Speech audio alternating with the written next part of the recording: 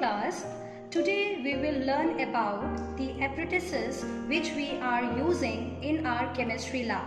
You can see here, these are the apparatuses which we are using to perform the practical in the chemistry lab. Now we will take up each apparatus one by one. Now you can see here, this is your test tube stand.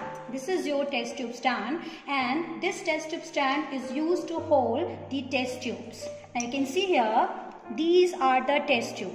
These four which we are placing here, these are the test tube which is used to perform the practical. Generally, this test tube stand is used to hold the test tube. You can see here, these two test tubes are placed in the inverted position because we have just washed these test tubes. After washing the test tube, you have to place these test tubes like this. And when you are making use of these test tubes, they must be placed like this. Clear? So this is all about the test tube stands and the test tube. Now the test tube holder. This is the test tube holder. With the help of this test tube holder, we used to hold the test tube like this.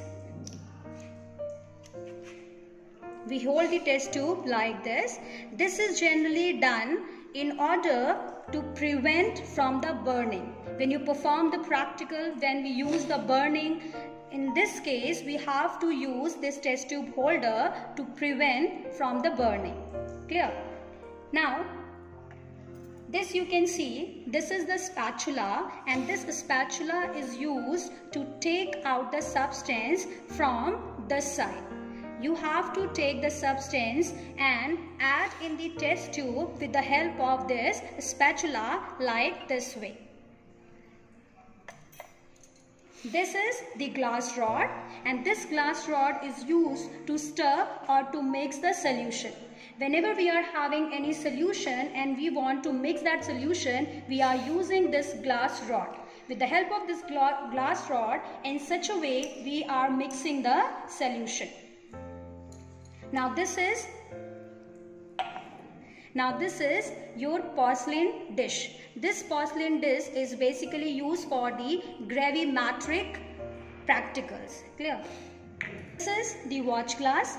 In this watch glass, we have to place the salt or the substance for which you are going to perform the practical. Sometimes it is also used as a cover lid to cover the beakers like this.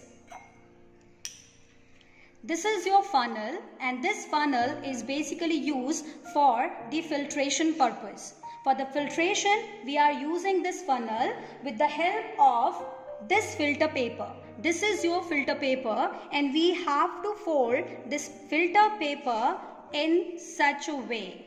This is your first fold. This is your second fold. After second fold, you will have this cone shaped structure. This cone shaped structure, and you have to place this cone shaped structure in this funnel. And then for the filtration, you have to add the substance or the liquid solution which you want to separate from the residue. Suppose this is the solution which you have to filter.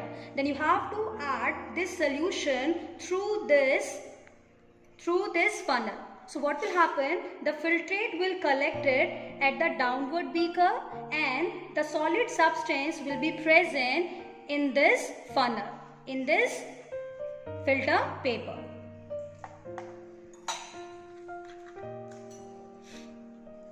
Now you can see here, this is your thermometer. This is your thermometer, and this thermometer is generally used to measure the temperature for the solutions which you are using. This is the thermometer. You can see here, we are placing this thermometer like this. This mercury portion should be dipped inside the solution to measure the temperature, and here we are having the marking also which are present in the degree Celsius. Degree Celsius till 100 degree Celsius.